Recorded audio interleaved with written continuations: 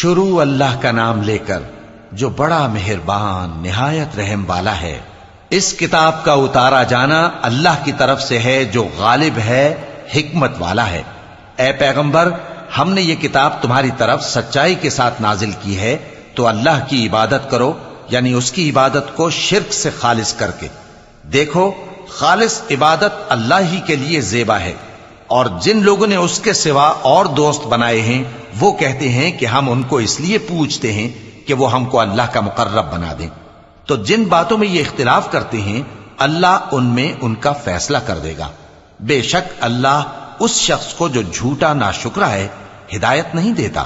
اگر اللہ کسی کو اپنا بیٹا بنانا چاہتا تو اپنی مخلوق میں سے جس کو چاہتا منتخب کر لیتا۔ وہ پاک ہے، وہی ہے اللہ جو اکیلا ہے، بڑا زبردست ہے۔ اسی نے آسمانوں اور زمین کو تدبیر کے ساتھ پیدا کیا ہے، اور وہی رات کو دن پر لپیٹتا اور دن کو رات پر لپیٹتا ہے، اور اسی نے سورج اور چاند کو کام میں لگا رکھا ہے، سب ایک وقت مقرر تک چلتے رہیں گے۔ دیکھو، وہی غالب ہے، بخشنے والا ہے۔ اسی نے تم کو ایک جان سے پیدا کیا، پھر اس سے اس کا جوڑا بنایا، اور اسی نے تمہارے لیے چوپایوں میں سے 8 جوڑے بنائے۔ وہی تم کو تمہاری ماؤں کے پیٹ میں پہلے ایک طرح، پھر دوسری طرح 3 اندھیروں میں بناتا ہے۔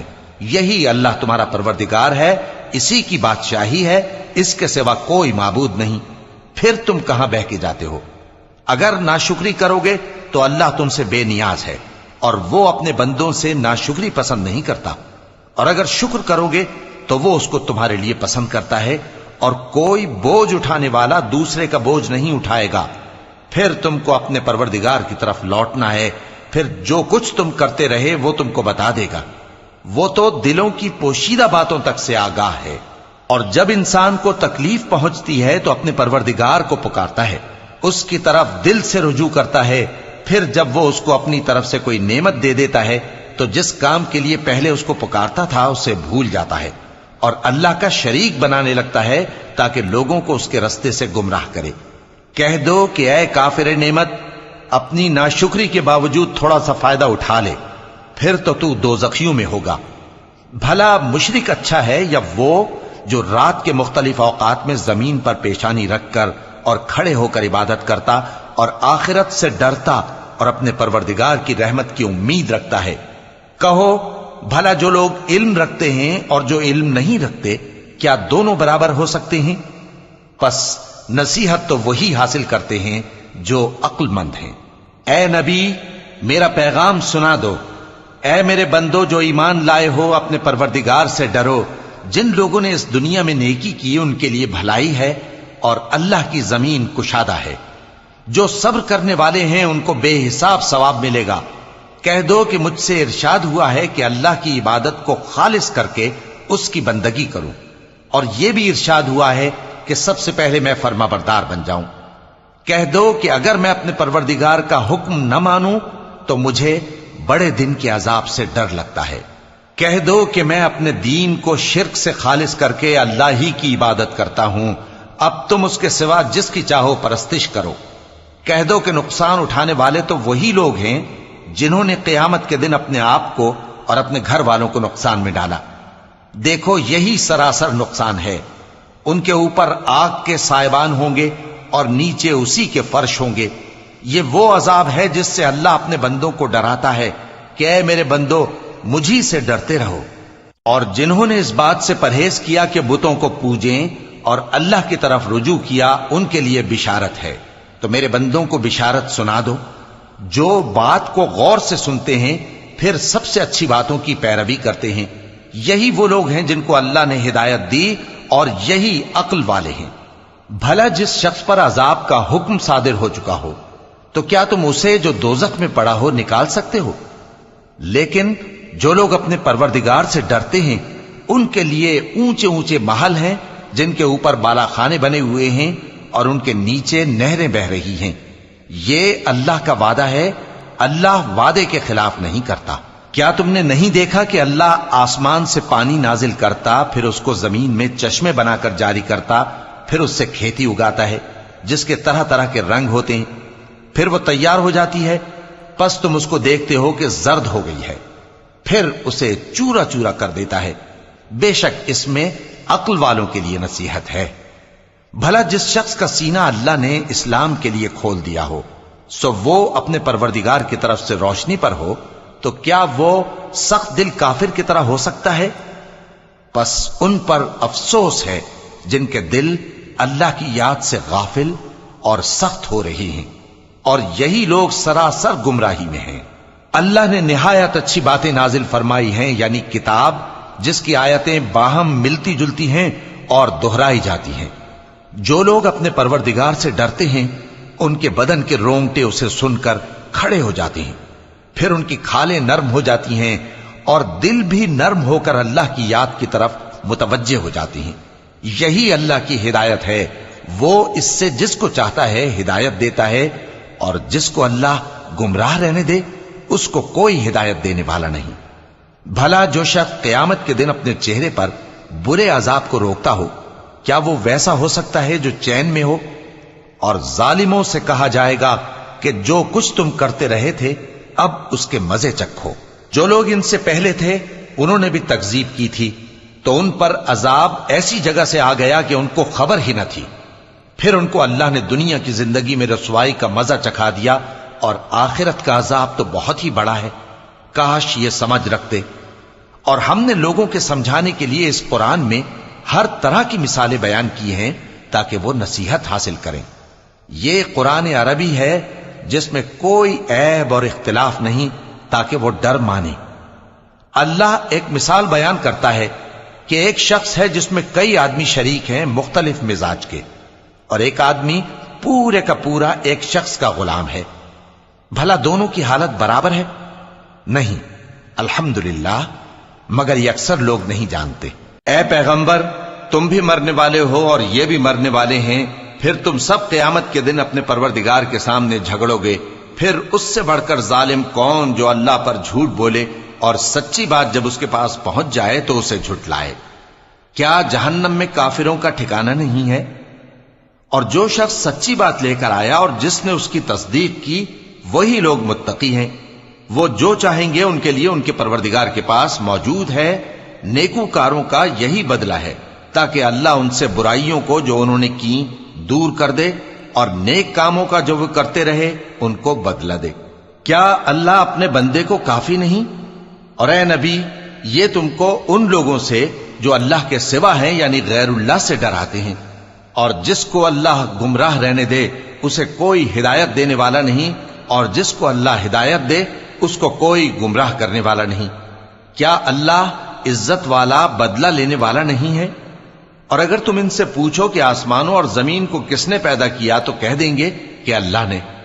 کہو کہ بھلا دیکھو تو جن کو تم اللہ کے سوا پکارتے ہو، اگر اللہ مجھ کو کوئی تکلیف پہنچانی چاہے تو کیا وہ اس تکلیف کو دور کر سکتی ہیں؟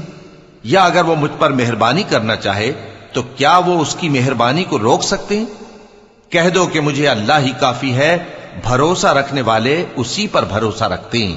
کہہ دو کہ اے قوم، تم اپنی جگہ عمل کیے جاؤ، میں اپنی جگہ عمل کیے جاتا ہوں۔ ان قریب تم کو معلوم ہو جائے گا کہ کس پر عذاب آتا ہے جو اسے رسوا کرے گا، اور کس پر ہمیشہ کا عذاب نازل ہوتا ہے۔ ہم نے تم پر یہ کتاب لوگوں کی ہدایت کے لیے سچائی کے ساتھ نازل کی ہے، تو جو شخص ہدایت پاتا ہے تو اپنے بھلے کے لیے، اور جو گمراہ ہوتا ہے تو گمراہی سے اپنا ہی نقصان کرتا ہے۔ اور اے پیغمبر، تم ان کے ذمہ دار نہیں ہو۔ اللہ لوگوں کے مرنے کے وقت ان کی روحیں قبض کر لیتا ہے، اور جو مرے نہیں ان کی روحیں سوتے میں قبض کر لیتا ہے۔ پھر جن پر موت کا حکم کر چکتا ہے ان کو روک رکھتا ہے، اور باقی روحوں کو ایک وقت مقرر تک کے لیے چھوڑ دیتا ہے۔ جو لوگ غور و فکر کرتے ہیں ان کے لیے اس میں نشانیاں ہیں۔ کیا انہوں نے اللہ کے سوا اور سفارشی بنا لیے ہیں؟ کہو کہ خواہ وہ کسی چیز کا بھی اختیار نہ رکھتے ہوں اور نہ کچھ سمجھتے ہی ہوں تب بھی کہہ دو کہ سفارش تو سب اللہ ہی کے اختیار میں ہے، اسی کے لیے آسمانوں اور زمین کی بادشاہت ہے، پھر تم اسی کی طرف لوٹ کر جاؤ گے۔ اور جب ایک اکیلے اللہ کا ذکر کیا جاتا ہے تو جو لوگ آخرت پر ایمان نہیں رکھتے ان کے دل گھٹ جاتے ہیں، اور جب اللہ کے سوا اوروں کا ذکر کیا جاتا ہے تو فوراً خوش ہو جاتے ہیں۔ کہو کہ اے اللہ، اے آسمانوں اور زمین کے پیدا کرنے والے، پوشیدہ اور ظاہر کے جاننے والے، تو ہی اپنے بندوں میں ان باتوں کا جن میں وہ اختلاف کرتے رہے ہیں فیصلہ کرے گا۔ اور اگر ظالموں کے پاس وہ سب مال و متاع ہو جو زمین میں ہے اور اس کے ساتھ اسی قدر اور ہو تو قیامت کے روز برے عذاب سے رہائی پانے کے بدلے میں دے ڈالیں، اور ان پر اللہ کی طرف سے وہ امر ظاہر ہو جائے گا جس کا ان کو خیال بھی نہ تھا، اور ان کے اعمال کی برائیاں ان پر ظاہر ہو جائیں گی، اور جس عذاب کی وہ ہنسی اڑاتے تھے وہ ان کو آ گھیرے گا۔ سو جب انسان کو تکلیف پہنچتی ہے تو ہمیں پکارنے لگتا ہے، پھر جب ہم اس کو اپنی طرف سے نعمت بخشتے ہیں تو کہتا ہے کہ یہ تو مجھے میرے علم و دانش کے سبب ملی ہے۔ نہیں، بلکہ وہ آزمائش ہے، مگر ان میں سے اکثر نہیں جانتے۔ جو لوگ ان سے پہلے تھے وہ بھی یہی کہا کرتے تھے، تو جو کچھ وہ کیا کرتے تھے ان کے کچھ کام نہ آیا، آخر ان پر ان کی برائیوں کا وبال پڑ گیا۔ اور جو لوگ ان میں سے ظلم کرتے رہے ہیں ان پر بھی ان کے برے اعمال کا وبال عنقریب پڑے گا، اور وہ اللہ کو عاجز نہیں کر سکتے۔ کیا ان کو معلوم نہیں کہ اللہ ہی جس کے لیے چاہتا ہے رزق کو فراخ کر دیتا ہے اور جس کے لیے چاہتا ہے تنگ کر دیتا ہے؟ جو لوگ ایمان لاتے ہیں ان کے لیے اس میں بہت سی نشانیاں ہیں۔ اے پیغمبر، میری طرف سے لوگوں کو کہہ دو کہ اے میرے بندو، جنہوں نے اپنی جانوں پر زیادتی کی ہے، اللہ کی رحمت سے نا امید نہ ہونا۔ اللہ تو سب گناہوں کو بخش دیتا ہے، بے شک وہی تو ہے بڑا بخشنے والا، بڑا مہربان۔